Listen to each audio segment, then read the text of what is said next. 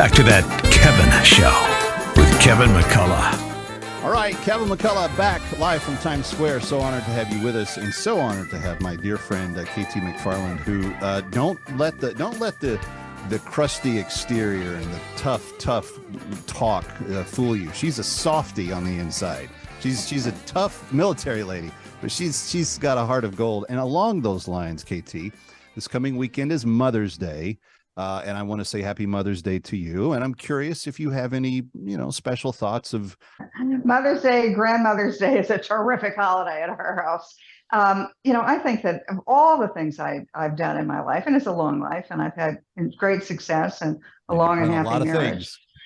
But the greatest thing is to be a mother and grandmother. We have 5 kids, and they're all terrific. Everyone is completely different. Everyone lives in a different part of the country. But for me, I took a good decade and a half out of my professional life to be home with my kids. Wow. And it made all the difference. And I was able, thank goodness, I was able to sort of restart a career, a little different career, but restart a career and enjoy another chapter of my life and great success in the politics and media world. But I must say that those years I've spent enriched me. Not only were they terrific for my children to have mom at hand all the time, but they enriched me. Now, a lot of women don't have that luxury to stay home and to raise their kids. And my heart goes out to all the women, including my own daughters and daughters-in-law, who are struggling to try to balance family life, professional life, marriage, kids, work, career advancement. But I think it's just the greatest job you can ever have. And now that I'm a granny, and I have grandchildren they call me Granny Mac, by the way. Now that I have grandchildren that are from the age of 21 down to 3.5 weeks, it's been the greatest joy again to see them. And when you get old and you're looking back at your life and you think what's been important, what's not, the greatest thing is to be able to say, I did that one okay. I did that right. I raised great kids. They're living fulfilling lives with wonderful partners in their lives.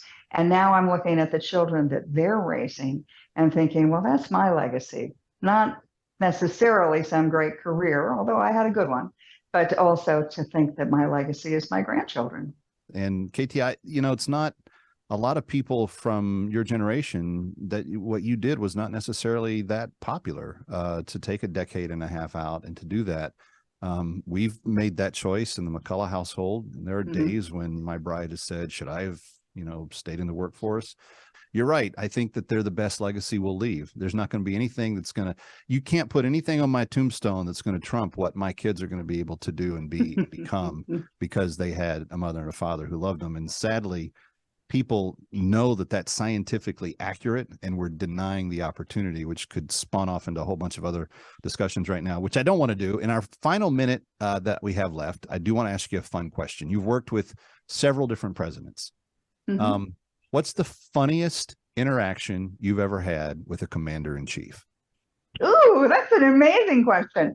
Okay, so I worked for President Nixon, President Ford. I was young. I had it in the West Wing of the White House. I worked for President Reagan. I knew them all, could walk in and out of the Oval Office. But the funniest thing was in working for President Trump. So at the beginning of the Trump administration, there's President Trump sitting in the Oval Office behind the Resolute desk.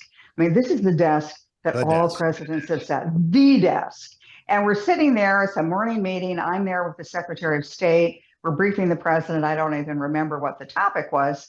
And the president is having a Diet Coke. And he's taking the Diet Coke and he is putting a Diet Coke with a lot of ice on the surface of the Resolute desk. I'm thinking, oh my God, this is leave a ring on the desk that John F. Kennedy spoke from, that Ronald Reagan spoke from. He's going to leave a ring. And then he says to the Secretary of State and me, hey, you want a Diet Coke? What do you say? You can't say, no, thanks, sir, I'm fine. Of course you say, yes, sir, I'd love one. And so then the valet brings us the Diet Coke. So here I am looking at the Secretary of State. What do we do with our Diet Cokes? We can't put them on the desk. And we're sitting right up at the desk. We can't put them. Oh my God, maybe it's Donald Trump's ring that presidents 100 years from now will look at, but they sure don't want to look at KT McFarland's ring of the Diet Coke. And so I look at the Secretary of State, he looks at me. We knew if we put that darn Diet Coke, that glass full of ice on the floor, then we'd probably spill it all over the famous rug, the Oval Office rug.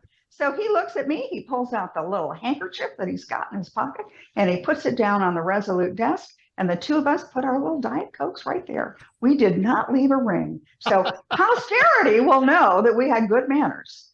Or will it? I'll leave that up to the next generation to figure out. I don't know if they'll know about it because your ring was not there. Wasn't there? KT McFarland, it is a pleasure to have you with us. Thanks for coming on That Kevin Show. Thank you. It's always a pleasure to be with you, Kevin. You got it. Kevin McCullough coming right back. Don't go away. Ready or not, he'll be right back.